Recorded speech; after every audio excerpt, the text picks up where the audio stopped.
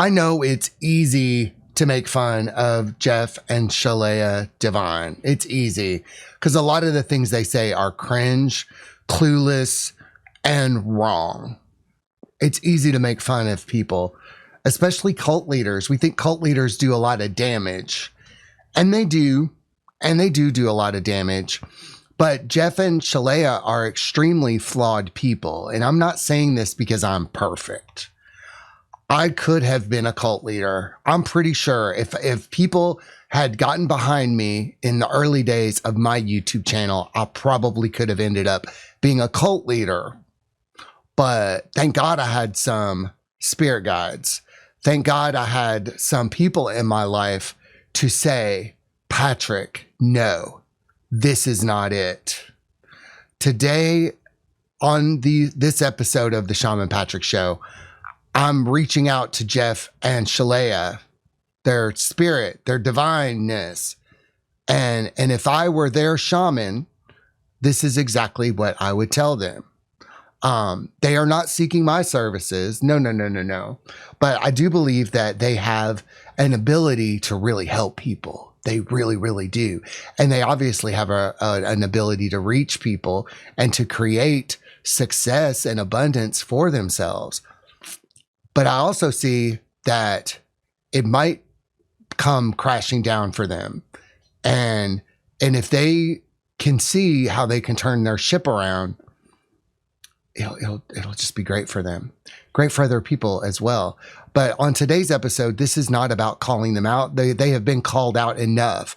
But I'm going to watch an interview with them, with you, and we are going to explore what Jeff and Shaleia's idea of a harmonious divine union actually is and see if it passes the bullshit test. I don't think it will. But this is not about hating on them. This is not about criticizing them. It is about helping two people see, helping others see that the twin flame stuff may not serve you, that it may be based on a flawed premise, that there might be easier ways to find love, to find romance, through shadow work, through understanding ego issues and working on pain body. Pain body in relationships is a big thing. I think a lot of the stuff that Jeff and Shaleia go through can be solved by understanding pain body. I know it worked in our marriage, but what do I know? I've just been happily married for 7 years. What do I know? What do I know? No. I wouldn't give relationship advice. I wouldn't give relationship advice at all. Just because you're happily married doesn't mean you're a relationship expert. It doesn't. So let's explore these topics today on the Shaman Patrick Show. Let's go.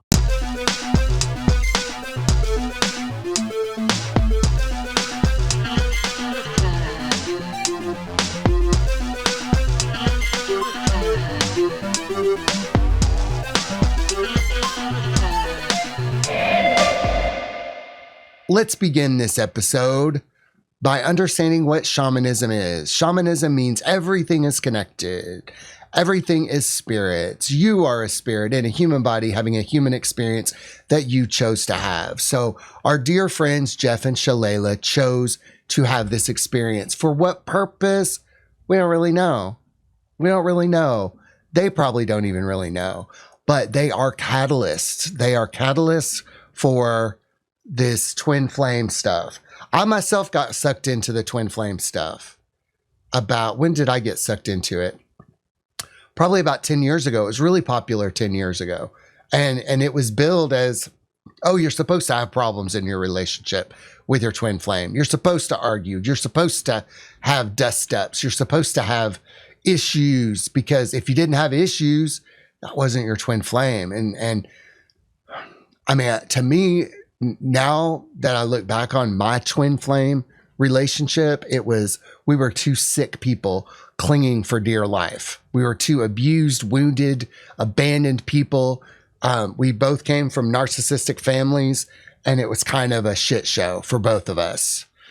And that's what a twin flame union is. It's a divinely inspired shit show that you sign up for. And I think it can open up a lot of avenues for abuse and addiction and intolerance. It leans into disease rather than cures anything. So let's go over to Wikipedia and get some information about Twin Flames Universe. Is an American religious cult run by Jeff And Shaleia Divine. The group's practices, based on elements of New Age spiritualism regarding soulmates popularized in the 2000s, have been criticized as a self-help and wellness cult by experts such as Janja Lalick. In 2023, the group was the subject of the documentaries Desperately Seeking Soulmate, Escaping Twin Flames Universe, and Escaping Twin Flames.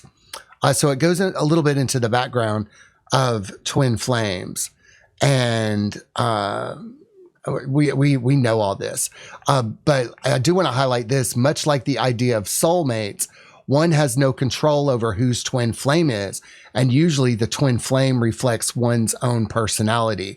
The infatuation with twin flames has led to some unhealthy and problematic behaviors. In 2014, Ryan Gosling filed a restraining order against a fan who claimed to be his twin flame. Then it goes into the history of Jeff and how he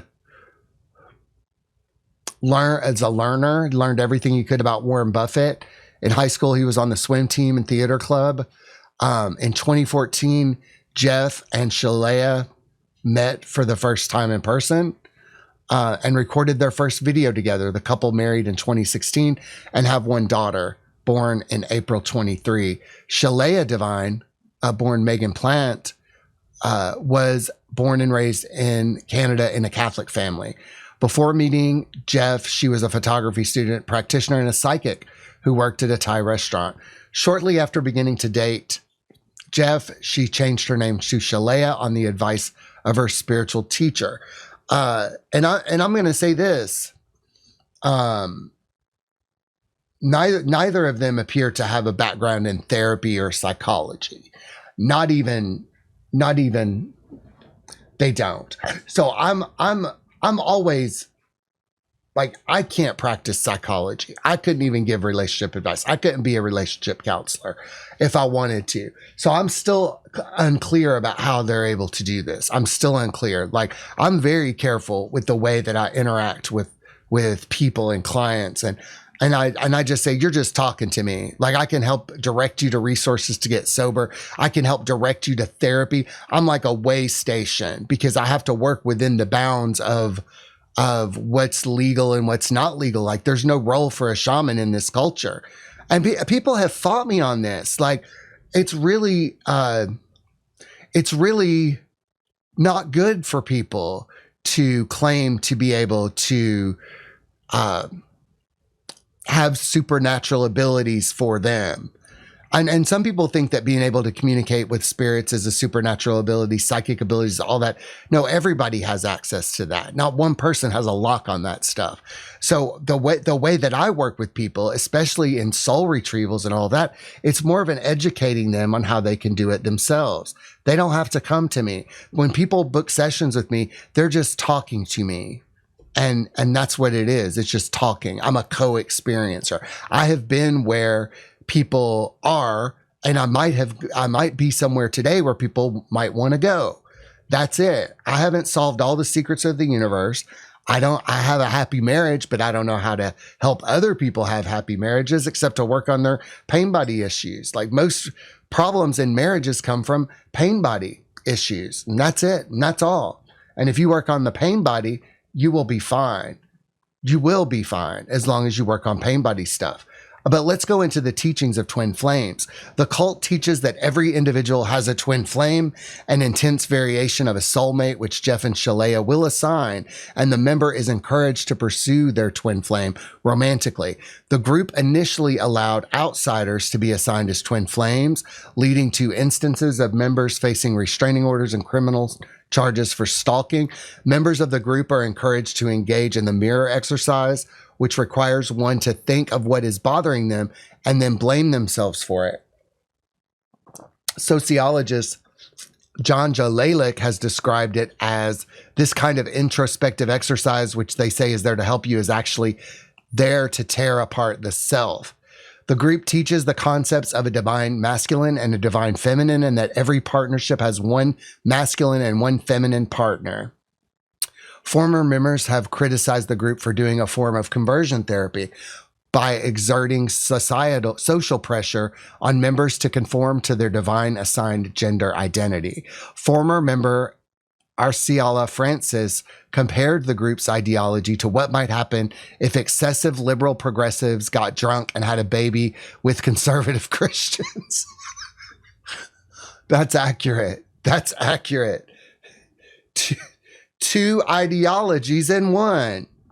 Other members have mentioned being assigned a twin flame who wasn't the gender they were attracted to. Jeff and Shaleia claimed they had confirmed their genders through God. Many of these people have changed their pronouns, their hairstyles, wardrobes, names, and more about their physical appearance. A few went so far as to medically transition to new genders under the guidance of Jeff and Shaleia. The group claims to be supportive of the LGBT community, but their rhetoric has been criticized by the New School professor Cassius Adair, who has said, what I'm hearing them say is, if I want to get closer to who I'm supposed to be, that raises a red flag for me. We don't want there to be a supposed to be about gender. We want gender to be something that you are allowed to discern on your own. Absolutely. The conservative Christian organization Focus on the Family has criticized the Divines for operating a cult with a New Age take on the prosperity gospel.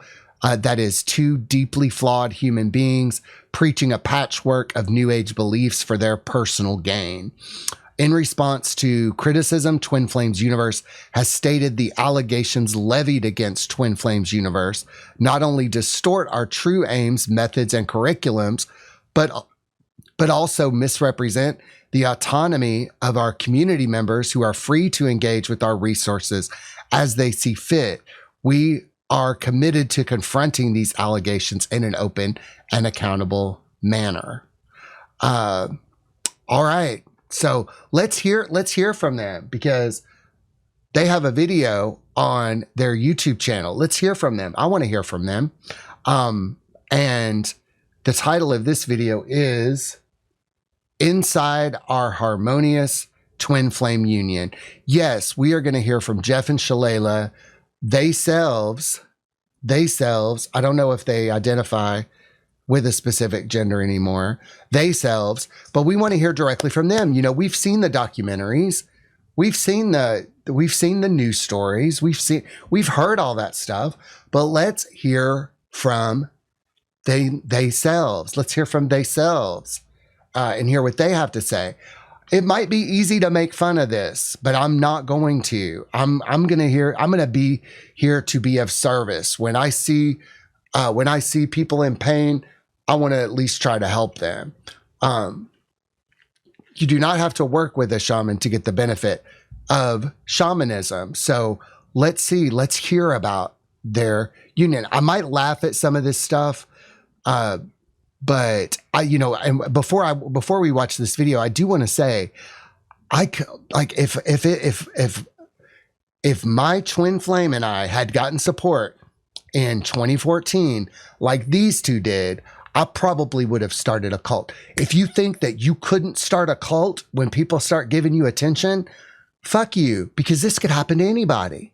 Because when you start getting praise for your shit, when people start saying, yes, you're right. Yes, you're right. This is the importance of having people in your life to call you on your bullshit.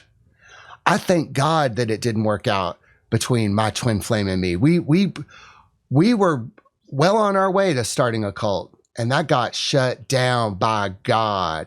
And I'd like to remind everybody here that we do have a cult-free guarantee here. You could support our work with confidence, because we are not starting a cult here. Never have, never will, not interested. It's too much work.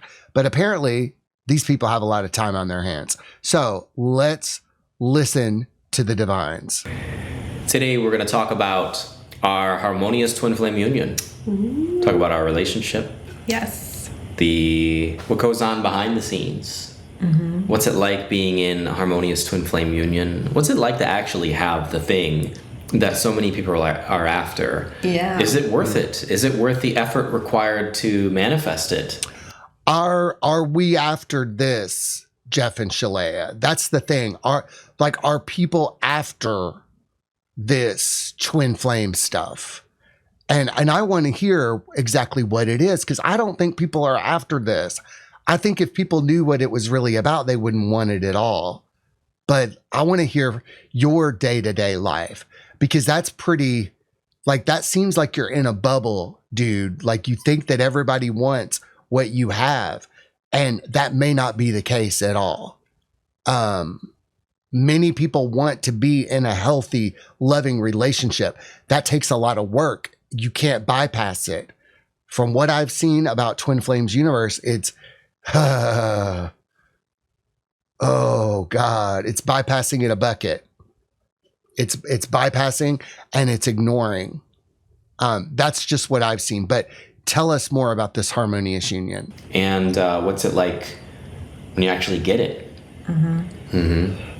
So we've got some questions that we got prepared here. Some questions, so we can check those out as well. Yeah, it might be helpful. So the real also, it's a podcast, so we got our. And these people are worth $5 million. And once you have money as a buffer, it's very difficult to even see if you're messed up or if you're doing something wrong. It is almost impenetrable. And maybe Jeff and Shaleia won't see until their fortune is removed from them, or if they have to pay damages to people for the things that have gone on and are going on in their organization. I know you guys try to put a spin on it that everything's fine, but we know it's not fine. We know it's not fine. And that's from the things that you tell us on videos like this. You say, people don't have to follow us if they don't. People don't have to read our stuff if they don't. But you're basically telling them that you have what they're seeking. I don't think they're seeking what you have, Jeff and Shaleia. I think it's a front. And we're going to see some cracks show. When you say you're being honest, you're not being honest. And there's ways that we can tell that you're not being honest. We got our tea. Today I've got the Simpsonized version. Thought it was just me on the mug. It's a Shaleia mug. Yeah, that's so sweet. Sipping from her cup. Yeah, I think this is a really important thing, is we want to kind of peel back the veil in our life a bit and just talk about what it's actually like. Okay, she's already going up. She's not really sure of what she's talking about. This is a huge tell that people are not confident in what they say. If their speech goes up at the end, like she doesn't really believe what she's saying. I've seen many people, when I do this, if you hear me doing this, you could say, well, Patrick doesn't believe in what he's saying. And that's fine, but I'm not trying to sell you a secret to a relationship either. So if you start to notice that when people are speaking, if they go up at the end, they don't believe what they're saying. They don't have confidence in what they're saying. Once you know that, that's your bullshit detector right there. So already right off the bat, Shaleia, you don't believe what you're saying. I know that because that's when people, it's an involuntary thing. I know it. I think there are two very popular conceptions about twin flames. One is that it's your ultimate lover and it's this really high level divine romance, and that is true. And then the second one, the popular conception about twin flames, is that it's toxic, it's challenging, it's difficult. And I'm not going to disagree with that either, because it is challenging. If you're unprepared, it can be toxic. Love feels good. Don't get it wrong.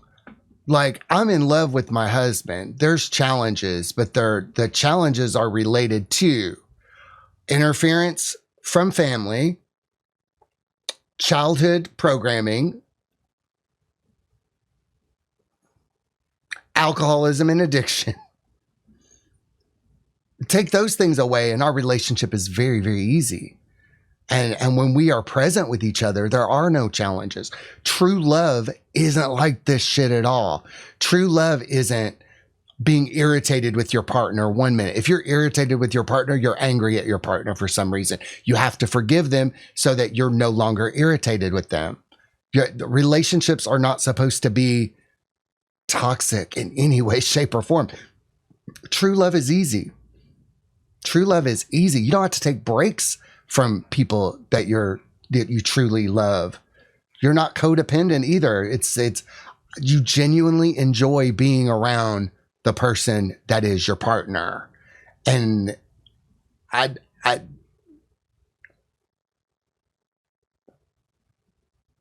if there's any toxicity in the relationship, like, we had some interference from Merrick's family, and our relationship inherited their toxicity. And we were like, nope, not here.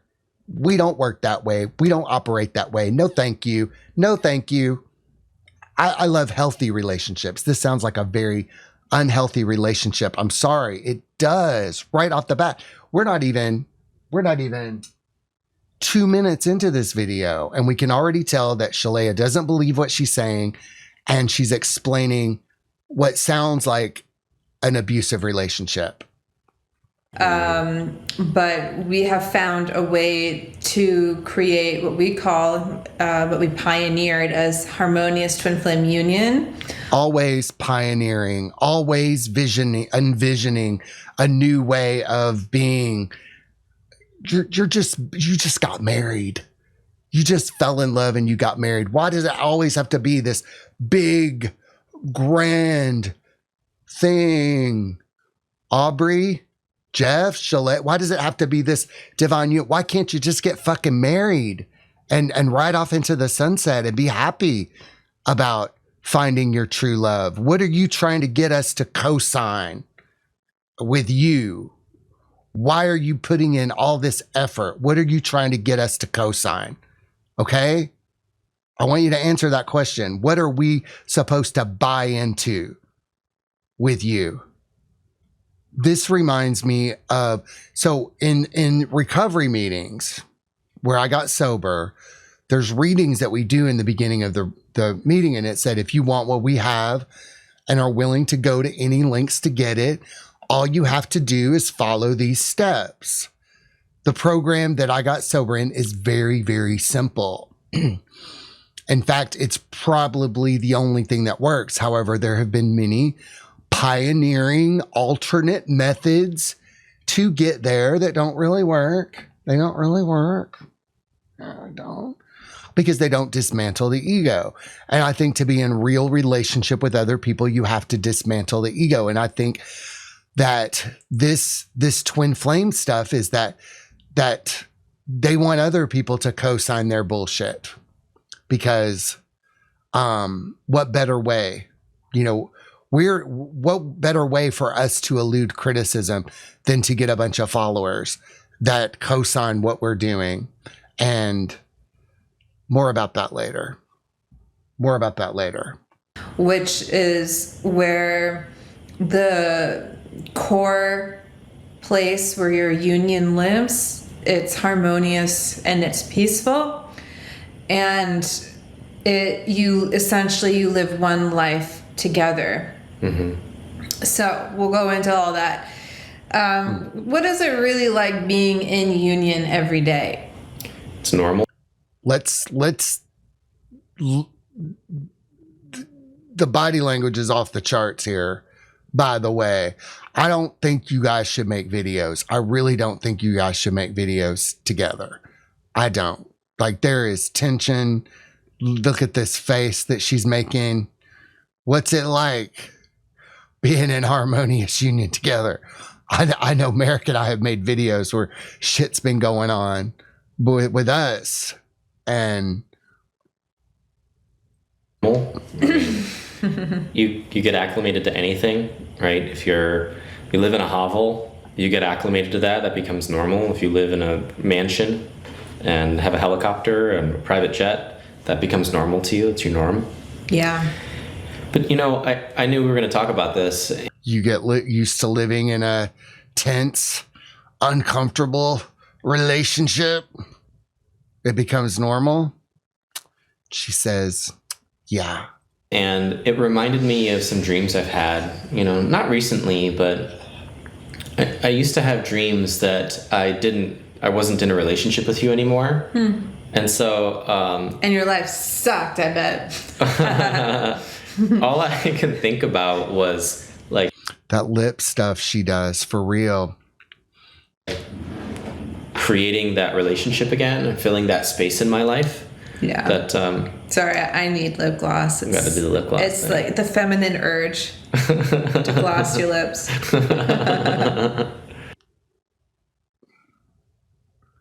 Oh, Jeff. Yeah. Yeah, that's the vibe. That's it. I'm just gonna leave it right there. Okay, just in case you get the urge again. Yep. Okay. So you guys should not make videos together. I'm serious. Like, do you guys love each other? Like, oh my God. But yeah, I had dreams that I was single, and I just all I could focus my mind on was how to get back into my harmonious union again. Aww. Because it's a safe thing. It feels really safe. It feels like home. It feels like my natural state of being. Notice how he's going up on the end. It feels like home. It feels like my natural state of being. Like once you arrive there, it's like, you've done it. You don't done it? Before you're in harmonious union, there's this drive to get there. Yeah. Right. But the harmonious union does not sound so harmonious. You guys explain later in this video that it's not so harmonious. It's one of those things like, if we call it harmonious, it's going to be harmonious. And I think that many people don't know how to be in relationship with themselves these days, much less relationships with other people. It's like clinging to a life raft. People, I know that the two of them, and if I'm going to talk to them right now, your families are probably very fucked up. And unless you address that and deal with that, it's going to haunt you for the rest of your life. It's going to weigh you down. I know it did me. I know it did. Our marriage, we constantly have to work on the things that our families did to us. And we have to work on forgiving our parents and our families for the things that they didn't know that they were doing. We are generational curse breakers. This seems like you guys are just carrying that curse over. It's like you're thirsty.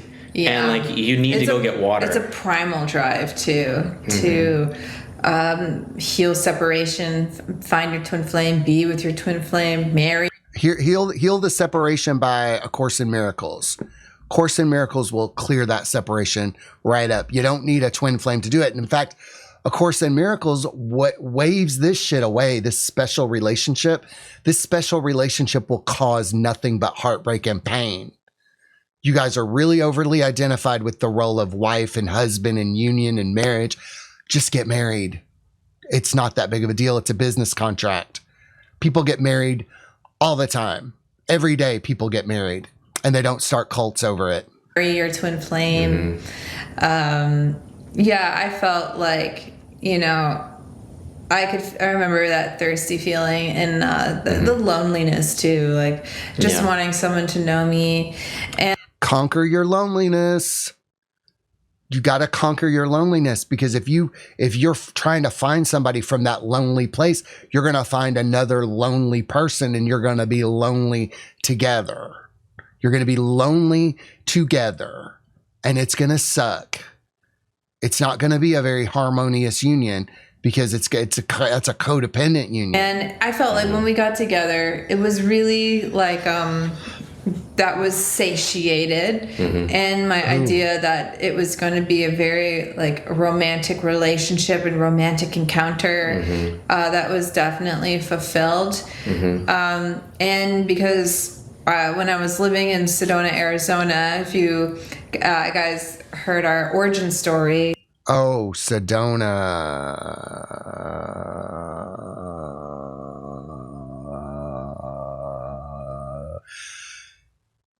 Sedona, the birthplace of bypassing. You know, a podcast ago, you know, I talked about how I was learning to do the inner work, the mirror exercise, and feeling your feelings, and a bunch of other techniques, spiritual and healing techniques as well. Feeling your feelings. What a concept. That I feel like that really did prepare us. And then you got on board, you met Altona, you learned about the work I was doing, and it changed your life. But it was still challenging, and it is still challenging. Like, what is it really like being in union every day? It's a challenge. But it's a happy challenge. There's no one I would rather have challenge me or be challenged by. Whoa. So you guys challenge each other.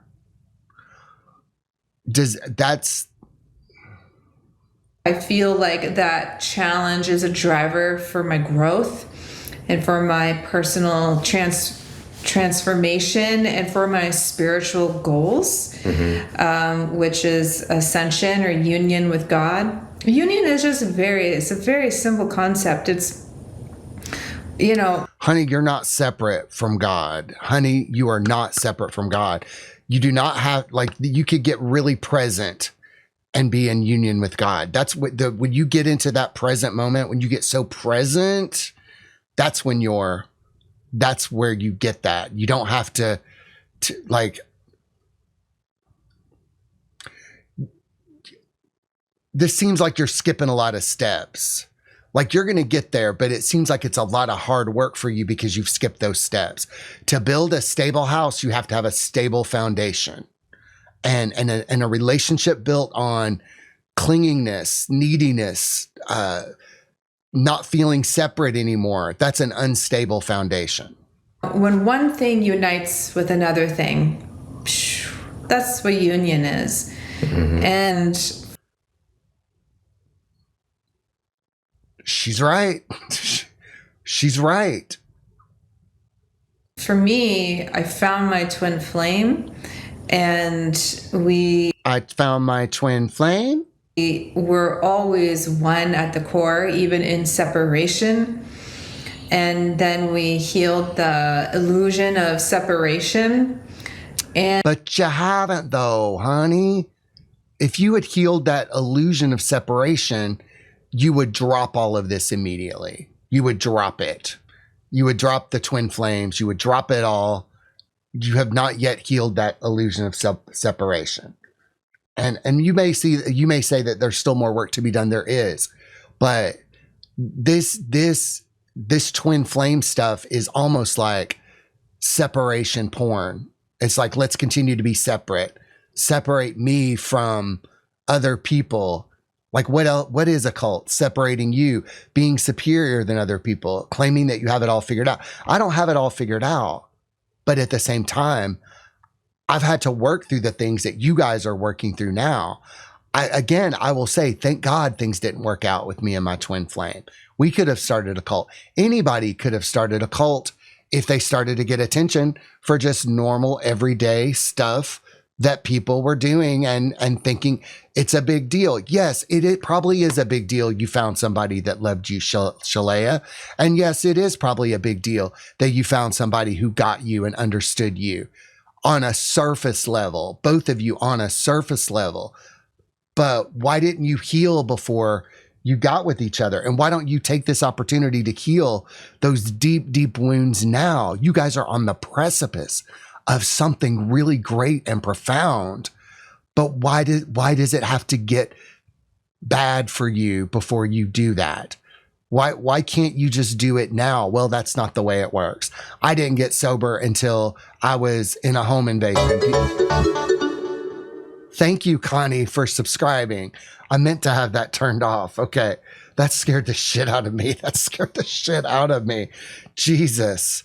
All right, let me turn that off. Okay. Woo. That was like a message from God or something. Thank you. I think that's our 300th subscriber. So thank you. But Jeff and Shaleia, like Merrick and I, my husband and I got together. We knew we were fucked up. And we're like, let's heal together. Let's get this together. We would not even consider giving people relationship advice. Not at 7 years of marriage. Not at 20 years of marriage. Like everybody, your partner, your soulmate, like who you're supposed to be with is ordained by God. It's like God brings the two of you together. And I know God brought the two of you together. But it's based on a flawed premise.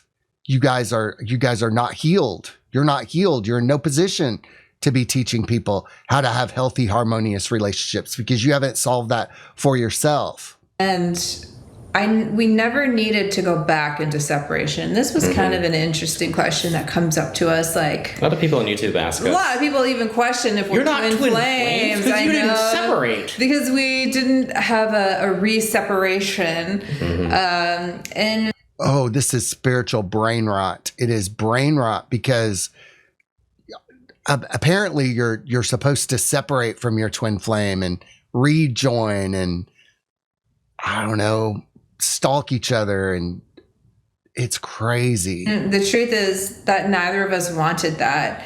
We felt that the majority of our life we were in separation, and it was a really awful feeling. It was more awful than being together and having our challenges and needing to figure it out. We would much rather do it together because we love each other. And that love is what bonds us, and it's what drives us deeper into the core of our souls and into our ascension journey. And so, you know, we're not afraid of twin flames, and we're not like afraid of our union. And it's only gotten, in many ways, it gets easier. Well, but there's something like,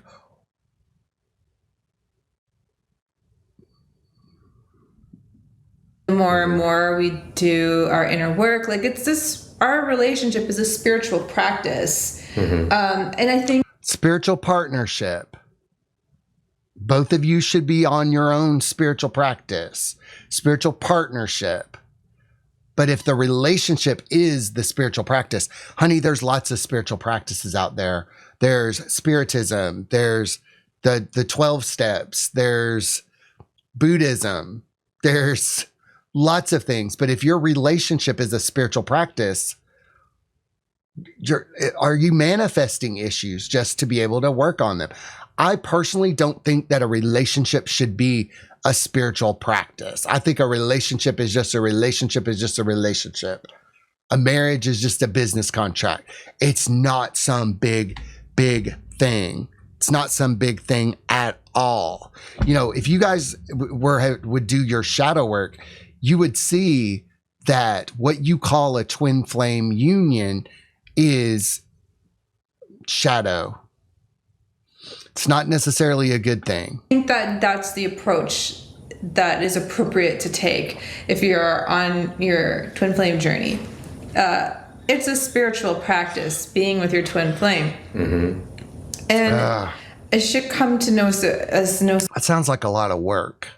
That sounds like a whole hell of a lot of work. Surprise to you. If you don't want that, like, I think that's what a soulmate is for. If you just kind of want easy street, like on the if you want a shallow relationship, if you want to not be so challenging in if you don't really want to be pushed to grow, psychologically triggering way, if you don't want change, right, if you don't want evolution, if you don't really, if you don't really want a lot from your relationship, soulmate's the way to go. Oh God, how are you guys doing this?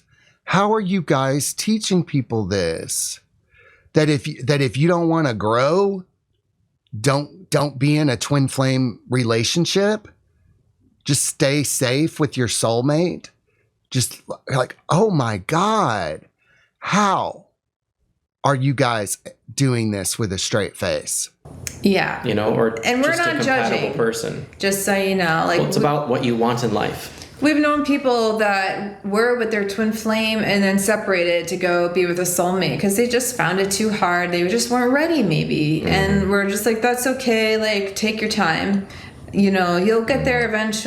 Relationships are not difficult. Relationships are very, very easy. And what makes relationships difficult is the ego. The ego. Not doing shadow work. Yeah, you can heal and grow together, but where's the love, man? Where's the love? I'm not seeing the love. I'm not seeing the harmonious in this harmonious union. Actually, because this is eternity. But we're here for the people who want it now, and that's whom we serve. So, yeah, I think... our life is very routine. We wake up around the same time every day. We get our daughter up together. I get our daughter up, and then you come meet us after she's done with her routine, and then. Jeff, you look dead inside. You look hollowed out, man. You look dead inside. Oh, and you notice the subtle dig? The subtle dig, like we get our daughter up. I get our daughter up. Man, you gonna let your woman talk to you that way, man? And we all go downstairs to breakfast together. And then, our mornings are like after that, Grace goes on her way. She has a nanny, and then we go to work. And my work in the morning is focused pretty much exclusively on self-care. I am ADHD and I have autism, and so exercise is a really important part. What the actual fuck? Okay. Now, no disrespect to people who have ADHD and no disrespect to people who have autism, but are you fucking kidding me? That you're running this cult when you have ADHD and you're autistic. Now, my sponsor in AA, his sponsor was autistic. He had a really good knowledge of the big book. He had a really good knowledge of it. And that served him in that. But he could also get a little too focused on some things. Like he was a good sponsor, but as far as taking like life advice from him, I wouldn't do that because I'm not autistic. If she got diagnosed with ADHD and autism, isn't her doctor helping her at all? Like, this is really kind of, I think that's a big deal. She needs help. Like, something is extremely messed up when you're giving life advice or even relationship advice when you yourself have like ADHD is a symptom of something serious going on. Like ADHD doesn't just happen. People just aren't ADHD. If you're meditating, if you're doing a spiritual practice, that should be cleared up for you. The same thing with autism, the same thing with anything like that. If you're doing your spiritual work, that should be clearing up for you. You don't lean into it. Part of my life. It's what keeps me balanced, a large portion of what keeps me balanced, as well as getting really good sleep. So, and food. The three essentials in life we all need. We know you're not starving, honey. Yeah, I need that. So that's kind of like what my morning is. And, Jeff and I are chatting all the way along. Usually we always ask, how was your sleep? Did you have any dreams? We find dreams to be very revealing. Yeah, it's a medium where God talks to us. It's all over the Bible too, how God talks to people in dreams. This is starting to make sense. Like, I've known autistic people, their interpretation of life. This sounds like an autistic person's interpretation of. It sounds very normal, very mundane, almost boring. But I don't think that's the whole story. I think Jeff sleeps in. You have to get him up out of bed. He doesn't help you with the kid. All that stuff. And I'm sure in other religions as well, that's there. So we'll talk about our dreams when we're waking up, or usually at the dinner. Look at our poor friend Jeff. Like, Jeff, are you okay? Does this look like a harmonious union to you? This is why you guys should not do videos. Exactly why you should not do videos. Jeff, you look absolutely fucking miserable. And Shaleia, you look like a mean person. You look mean. You look very, very mean and manipulative.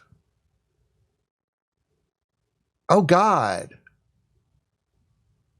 And I'm only 10 minutes into this video. I'm never going to get through this whole video. If either Merrick and I appeared on camera and one of us looked like Jeff, you guys would say, you need therapy, guys. You guys don't look happy together. I would hope that you guys would say something to me and to Merrick and say, you guys don't look happy. You guys don't look like you're practicing what you preach. You guys would call us out. And that's why we have a cult-free guarantee. And if we start doing culty shit, please call us out.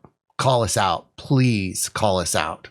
I don't want to end up like these two. Breakfast table.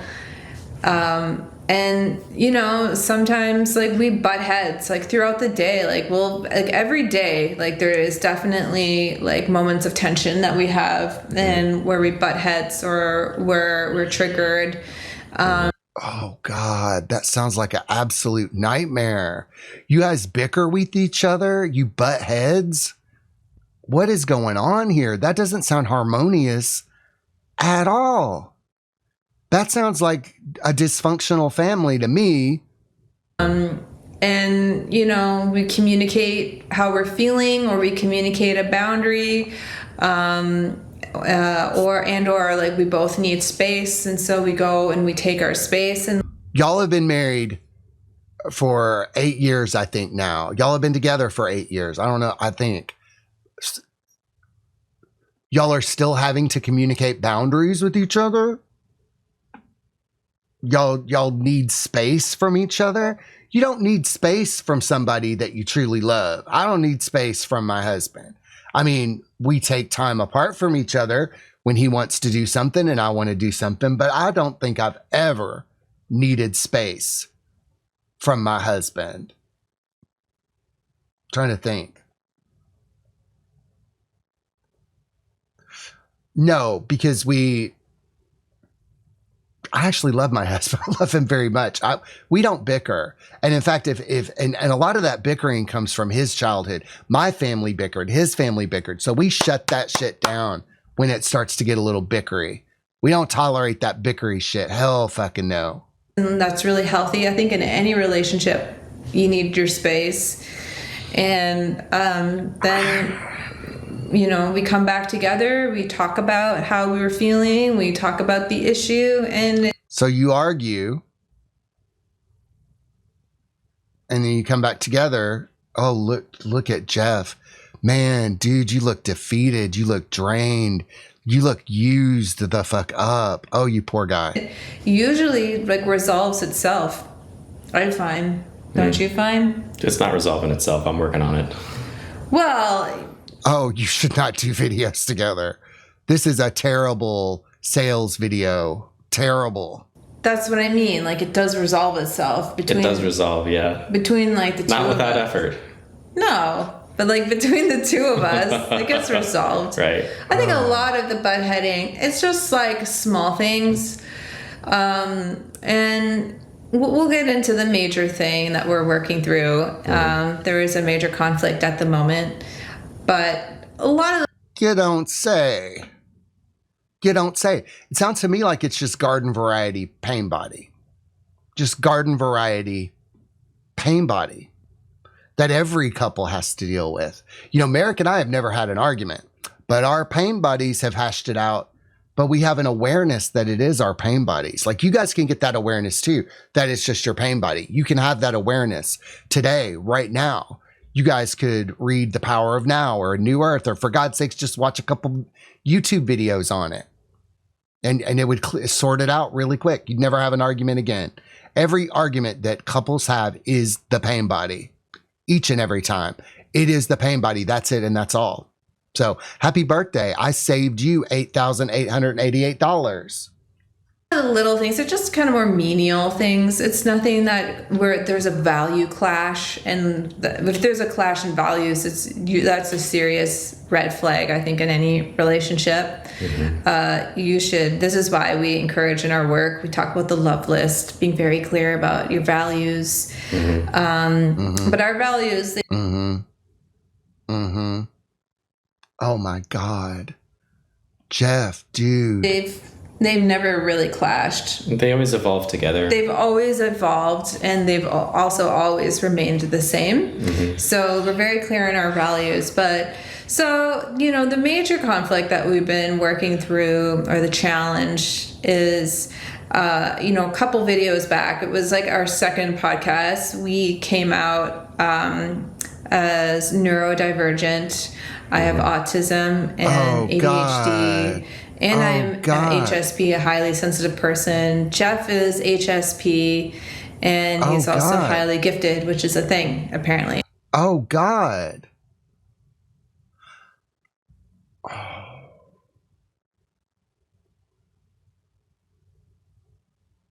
This is actually very sad.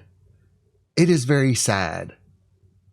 Nobody is caring for either of you. Nobody is caring for you. Do you have sycophants? Do you have yes people? I mean, you guys are not just cult leaders. You're extremely,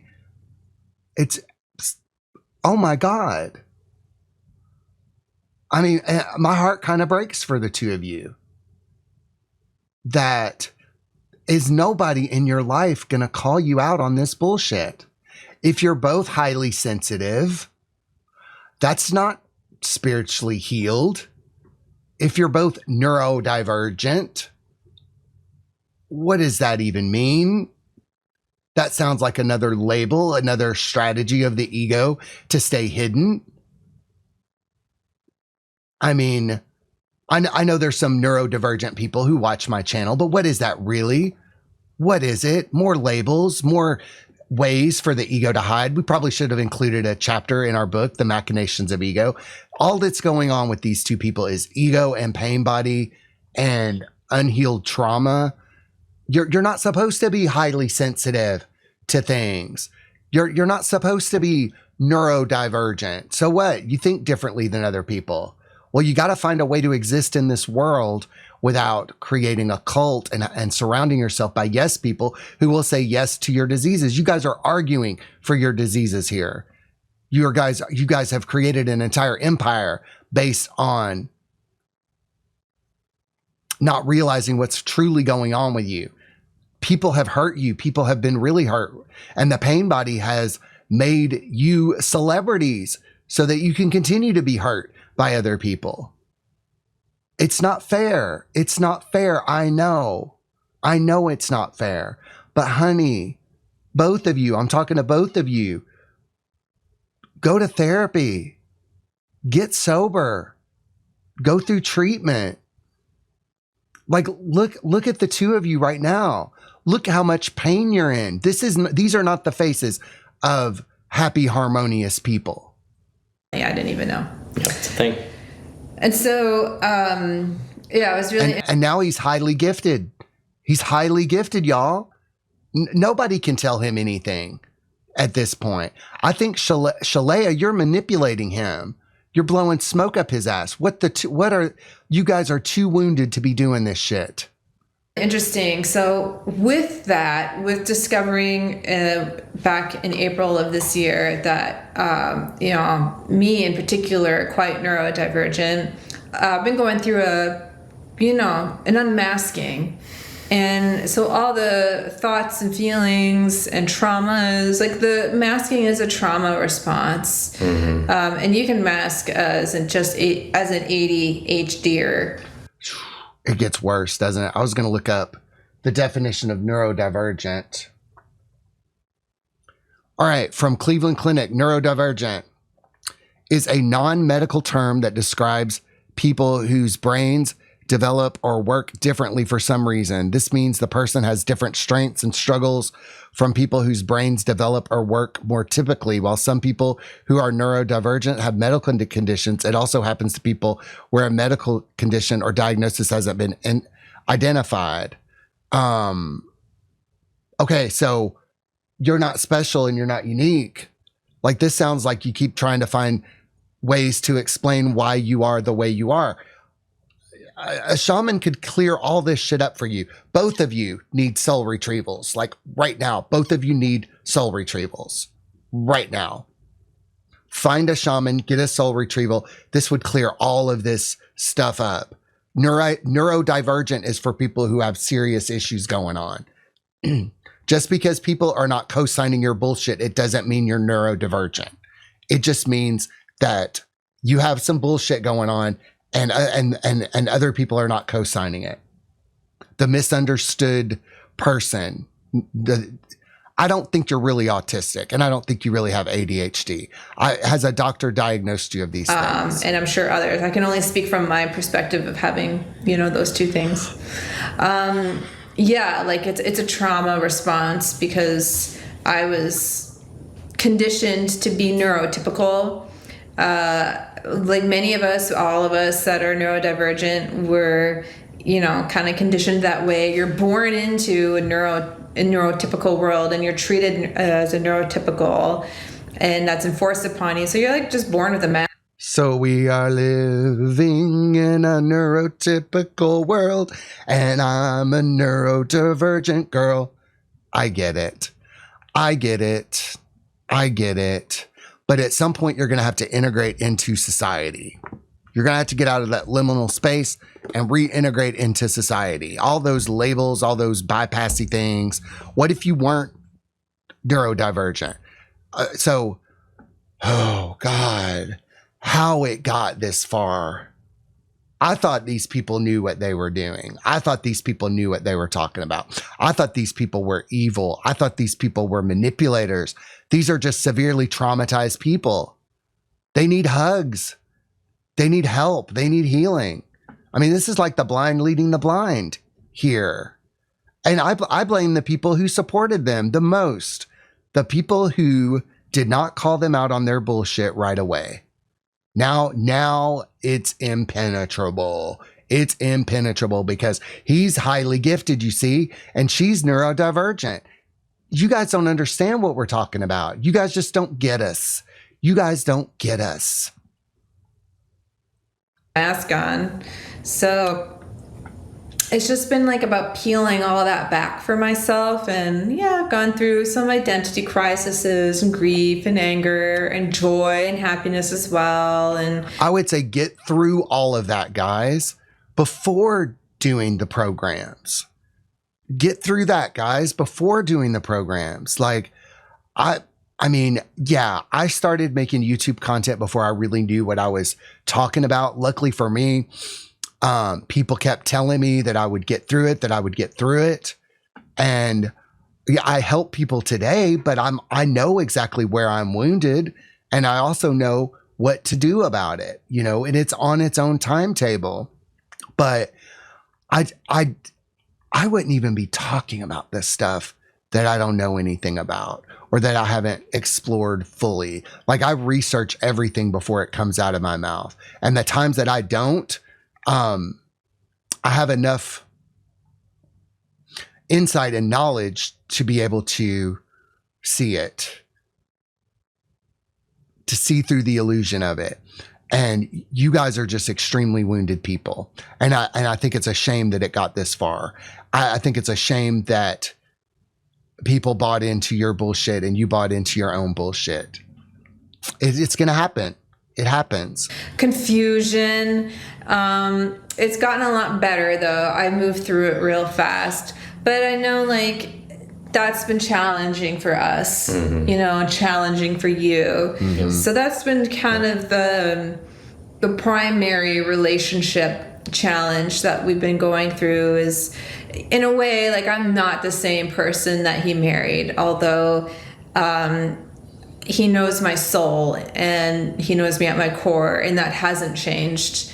But everything else on the outside is changing, because I'm finally living my truth, and I'm living more as my authentic self, which I live autistic and I live ADHD, versus before April, I wasn't living that way. I was living more neurotypical, and, you know, I would have my meltdowns and whatnot, or like I'd just be off all day, but, you know, I could still kind of manage it in a way. I don't know. I don't think I managed it that well even before, but you functioned. I functioned, yeah. Oh God. Here's the thing. Don't take financial advice from broke people, and don't take relationship advice from people who are a total fucking mess. Like, meltdowns. Like, I mean, kudos for being real and honest, but at the same time, do people want what you have? I mean, well, obviously they want what you have, but have you guys taken a life skills course? Have you guys taken an active parenting course? Have you fully healed your trauma? Apparently not, because once you heal the trauma, all this shit goes away. It all goes away. Go get some EMDR. Go get some active resolution therapy. Are you in therapy now? Are you seeing a doctor? Or are you just medicating yourself? Are you just doing it on your own? You know, when we were like earlier on, when it was fight or flight all the time and survival, you were like fine. Relationship was perfect. We never had any real clashes. Like, no, you know, it was when it got hard in life, it got really easy in our relationship. Yeah. And when it got easy in life, our relationship got much harder. Yeah. And I think that because that's where the work was. We just wherever the work is where we focus. Well, this is all backwards. This is all upside down. This is upside down Z-land, because relationships are challenging when there's ego and pain body. When you truly love somebody, you want to alleviate the suffering of another. And this reminds me of the end of the Titanic, where Rose is on the door and Jack is holding on for dear life. You guys are at that point right now. That's where you are. That's where you are. Really the key to harmonious twin flame union, I think. It's that the point of it is soul growth. And soul growth is not like just sit and meditate and you feel better. Like, if you're living this twin flame ascension path that we walk and that we teach, it's about self-improvement and the improvement of yourself that manifests as an improvement in your life. So in reality, we're just a team working together to improve our life. Yeah. And right now the big challenge is the unmasking that's going on. And so despite that being like the biggest conflict in our relationship right now, which is smoothing itself out, I think we've also experienced deeper levels of love and loving throughout it all. Well, the point of this is that we get to work on it. Like, this was sitting latent, this mask. I know, yeah. And this was causing you huge meltdowns. And I'm tearing my hair out thinking Why is she so unhappy? Because, like, I have the trappings of a perfect life. And she rolled her eyes there. I have the trappings of a perfect life. You guys need relationship counseling. You guys need to stop what you're doing immediately and go get relationship counseling. She should not be having meltdowns. You're not her dad. You're not her parent. It looks like you guys are trying to parent each other. Merrick and I had to go through this too. We had to both get therapy. We realized that we were trying to parent each other. You cannot parent your spouse. And you don't want to be in the role. That's going to taint the relationship. It's going to taint the relationship when you do this sort of healing together. I know people are going to fight me on that. They're going to fight me on that, but it's okay. But you're supposed to be healed as much as you can. Now, I have talked about how Merrick and I realized we were extremely fucked up people, but I don't bring certain shit to him and he doesn't bring certain shit to me. We take care of it on our own. Like healing, we can talk about it with each other, but we don't help each other anymore. Like we don't need to help each other anymore. It's each person's responsibility in that relationship to heal on their own. You don't want to bring this shit into your relationship. Your marriage should be easy. It should be fun. You should enjoy each other's company. But if you're tearing your hair out and she's having meltdowns because she's so unhappy, she needs to be in therapy. You both need to be in therapy. I just was not happy in it. And it didn't even make sense to me. I didn't know. I thought, holy shit, I must be really traumatized or something because I'm not happy. But like I look around, I should be like, all my dreams come true. You have been. You are severely traumatized. You are.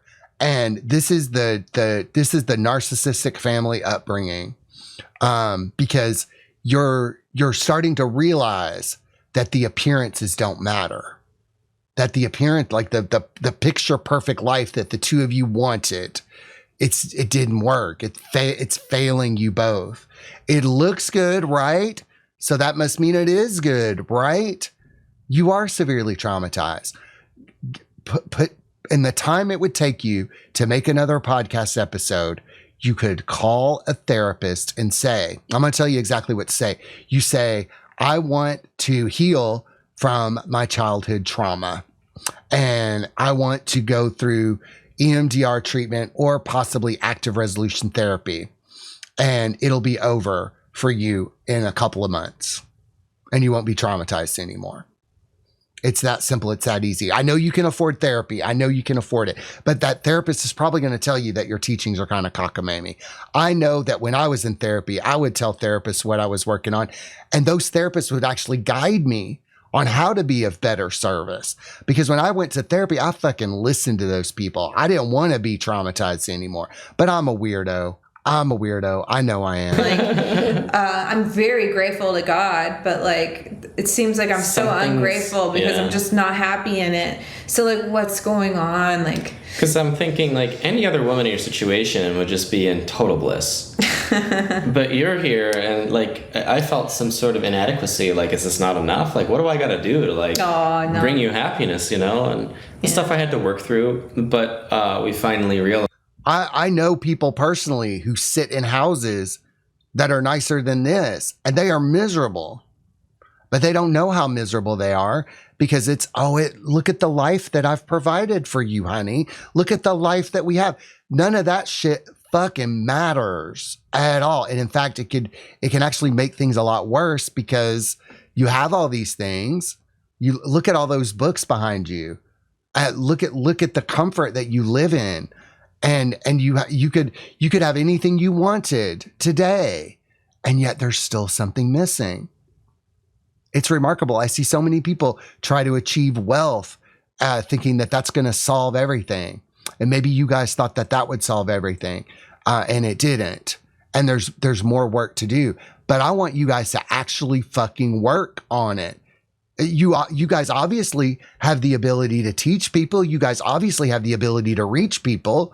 Why not just get really, really healed and then teach from that place and rewrite your program and do it that way?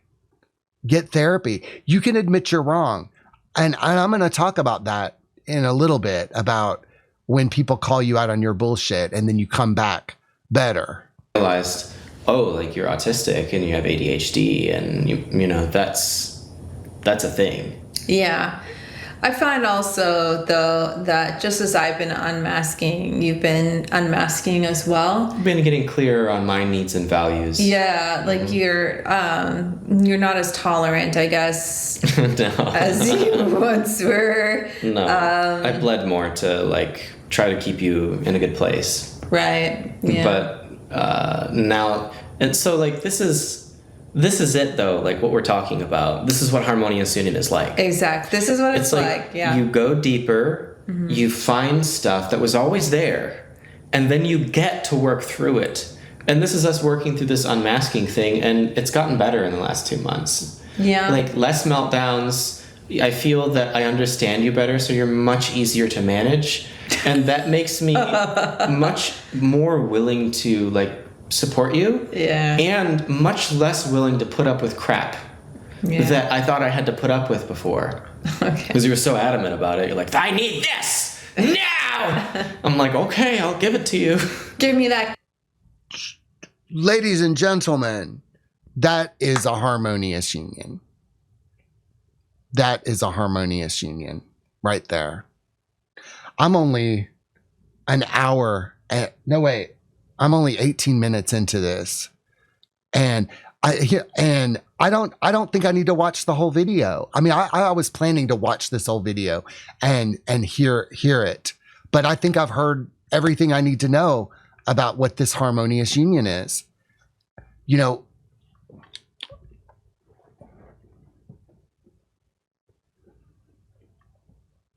if I were Jeff and Shaleia's shaman, I would tell them right now, go to therapy. What you're describing as a harmonious union is a dysfunctional relationship. And I know that maybe you were taught that that's what love was from your parents, from society. That is not a harmonious union. It reminds me of Aubrey Marcus calling things sacred unions and all of that stuff. And what you're describing is a dysfunctional relationship. And how do you make that relationship functional again? And, you know, when I say that my husband and I have never had an argument, you guys can get to that place too. When Merrick's pain buddy takes him over, I know what it is.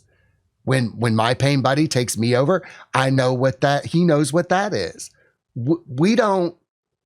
It's just pain buddy. Everybody has to deal with that stuff. We do shadow work together. Our spiritual practice is the work itself. It's not our relationship. Our relationship is not the spiritual practice. Our relationship is hands off. Our relationship is sacred between the two of us. And it's more like a business partnership, and it's more like a cuddle club, and it's more like my best friend.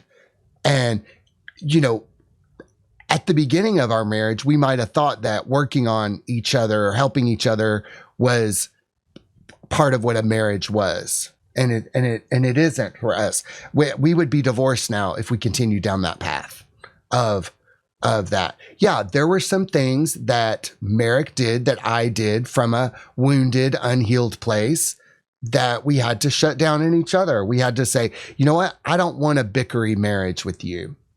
There were times that I was saying things that my mother had said. And I'm like, oh my God, I'm acting like my mother. Merrick would say things that my dad had said. You marry your parents. Like if you're a straight guy, you marry your mother. If you're a gay guy, you marry your father. If you're a straight woman, you marry your father. If you're a lesbian woman, you marry your mother. That's what it is. That's what you do. And if you don't do that, you turn them into your mother or your father. That's what you do. And so you have to actively work against that. And I noticed really early in our marriage, I was like, Merrick, I'm not going to be your dad.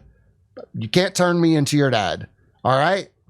And I said that with the confidence and knowledge of knowing what he was attempting to do. I'm also older than him. And And I had learned a lot about dysfunctional relationships and life skills and stuff of that, so that when I got married to him, I knew what to look for. I knew that you do play out your childhood in your marriage. I don't hear you guys talking about any of that. I don't ever hear you guys bring that up. You guys don't bring any of that stuff up. And so Jeff and Shaleia, if I was your Shaleia, sorry, if I were your shaman, I would tell you, get therapy, get treatment for your trauma, take a life skills course, re-examine all of your teachings, and use those teachings as the springboard for what comes next in your life. I mean, the only time I see Jeff come alive is when he's sharing how he really feels.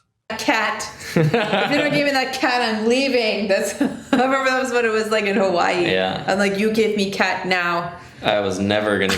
I was not a cat dude. It was a bad decision, but she was so persistent and adamant. I was like, well, I love you, so I'll get you a cat.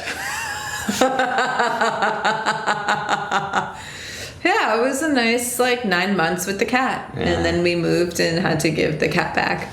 But we're here, and you got 2 cats now. It's true. I also demanded cats when I moved into this. God, this girl is very immature. She's a girl in a woman's body. And you poor thing, Jeff. Oh my God. You give me cat now. 2 cats. My mother was like that. You know, my mother was going to get what she wanted. She was going to get what she wanted by hook or by crook. I want it. I want it. I want it. I bet here, Jeff, get involved in men's groups. You need to be around some men. You are feminized to within an inch of your life. You are so feminine. Fuck all that divine masculine and feminine shit. Just get into the groove of having your masculinity restored. Look at the way you let your woman talk to you. You're like that meme, that old school meme. I know the one you're talking about. It's funny. But this is what it is though. You have a partner in your life, and that partnership is ever evolving and it's eternal. And so to me, this is just what a normal relationship is. It's not though. This is not how it normally is. I know though, because I used to date other people. The difference is, I know, we're 2 people working together intimately on the same thing. Yeah. It's like business partners, right? Yeah. On the same thing that'll improve your life. Mm-hmm. But that's just one layer of it. And I think that that's probably the most prominent layer is your partners, right? Yeah. Mm-hmm. And beneath that, your friends. Yeah. And this sounds like a couple of college girls. Jeff, are you gay? Are you gay and don't know it? We haven't really talked about our friendship, and I think that that's part of what he wanted to go into. So let's go into all those parts in a second, but I want to really drive this one home, because this is the work, mm-hmm. and this is the reason you have Harmonious Union, is to do the work. And notice how they go up at the end. They don't even believe their own bullshit. They don't even believe it. But seriously, Jeff, have you explored the fact that you may not be straight? Because you talk you're here, let me just, and I'm not saying you're gay, but I'm saying, my husband didn't know that he was gay. I didn't know he was gay. We started off as friends, and, but he had an idea about relationships and marriage and the way that men and women interact, and it was very gay. It's like what a gay guy would talk about a woman in this way. And, this might be controversial, but men and women are so different that they really cannot be friends. Men and women cannot be friends. They don't have anything in common. And this is very controversial. Men have specific things that they can only get support from other men with. You're not supposed to be getting support from your wife, and women, wives, you deal with things that men will never understand. Your husband will never understand. And there are only things that you can get support from women with. I'm sorry. That's the truth of the matter. And so men right now being supported by other men, that's the masculine restoration movement. Men and women in a marriage complement each other. They're not trying to be each other's friends and their buddies and stuff like that. That's kind of like what's gotten all screwed up about all of this. Jeff, you need some guy friends. And Shaleia, you need some therapy, and you need some outside opinions, and you need some outside support. But Jeff is a highly gifted person. I know that. But Jeff, brother, you look so fucking repressed. And this is the purpose of Harmonious Union, is to do the work. But it's not the whole thing. But if you can't do this part, and I think this is what people find to be the most difficult, you don't get to keep it. It's going to dissolve, because you're going to get high off of the good parts and not sustain it with the work. Oh, there's addiction, there's trauma, there's repression. I mean, Jeff, I'm not saying that you're gay, but you look really repressed. The both of you look really, really repressed. And I know you don't like people talking about your marriage and your relationship and all that stuff, but you put it out there. And so I want to end this episode by saying this. You know, when I was doing my YouTube thing, I was getting pretty popular. Yeah, a lot of people were watching my stuff, but also people were calling me out on my bullshit. And pretty soon there were smear campaigns and accusations of me being a cult. It never got as far as it got with you. But I decided to take some time away and work on myself. I didn't want to stop teaching. I didn't want to stop talking about shamanism on YouTube. I didn't want to stop doing any of that. But almost everything that I used to talk about is invalid. Like probably the first 8 years of me being on YouTube is invalid. And rather than just throw all of that stuff out, I looked at it as a necessary step into where I am today. And my role as a spiritual teacher today, it's to be of service. Even this Shaman Patrick show, it's a service position.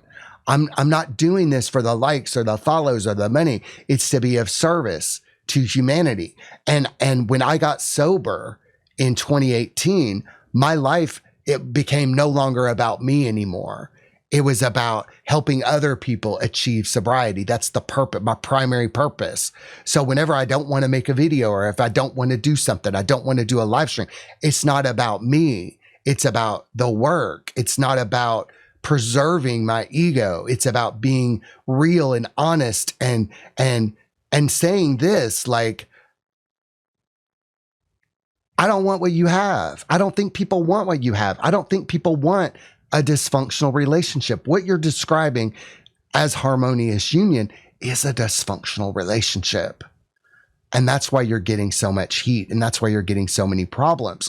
So if I were your shaman, I would look and say, I would learn everything I could about dysfunctional relationships. I would learn everything I could learn about healing from childhood abuse. You've got some great abilities here. You have the ability to reach people. You have the ability to talk to people. You have the ability to write books and create programs and all of that stuff. What if you could take that ability, take everything you've already done, and redo it for true harmonious union?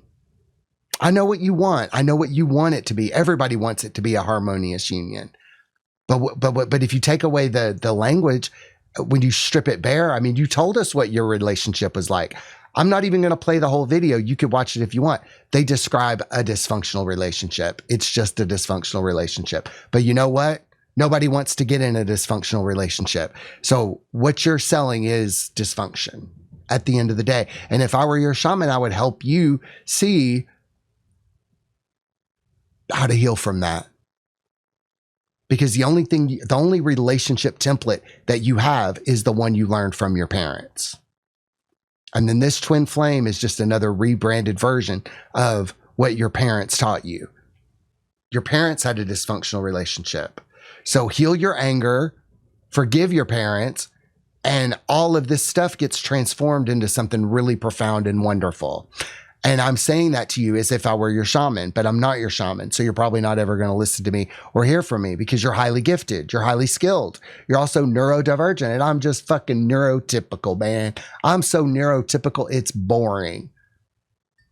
So get some sober voices in your community. It doesn't mean you have to throw everything away. It doesn't mean you have to stop your business. But at the same time, how could your business transform? As I was finishing up the video, I got a knock on the door, and I went to the door, and it was a plumber. And the plumber said, "I hear you don't have any hot water." And I was like, I think we have hot water. But we actually have an issue with the toilet right now. The toilet won't flush. And I looked out, and it was a plumbing truck. And so, being a shaman, I'm going to look at what's going on in the world. Like somebody had the wrong address to fix an issue that we didn't have, and that we actually have an issue with something, but he was coming on accident for something unrelated and about to do with plumbing.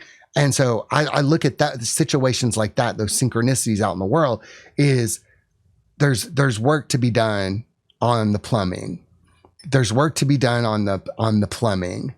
And for Jeff and Shaleia, I want to relay a message to you from spirit. You got to rip out that plumbing and put in new pipes and let it flow. You guys are extremely gifted. You're extremely talented. And I wonder what you could do from a healed place, from a truly healed place. Because right now, the stuff you're teaching is from a wounded place. And wounded people create more wounds for other people. And I'm not asking you to stop doing what you're doing. I think you're going to be forced to stop what you're doing, but why wait until you're forced to stop what you're doing? Why not just change now? I love each and every one of you who watch this channel and support the work we do. Please like and subscribe, comment, or use an emoji if you've got nothing to say. Share this content with others. Join this channel, support the work we do, and get access to members-only videos and features. Thank you for watching and growing with us. And don't forget that we love you. Yes, we do.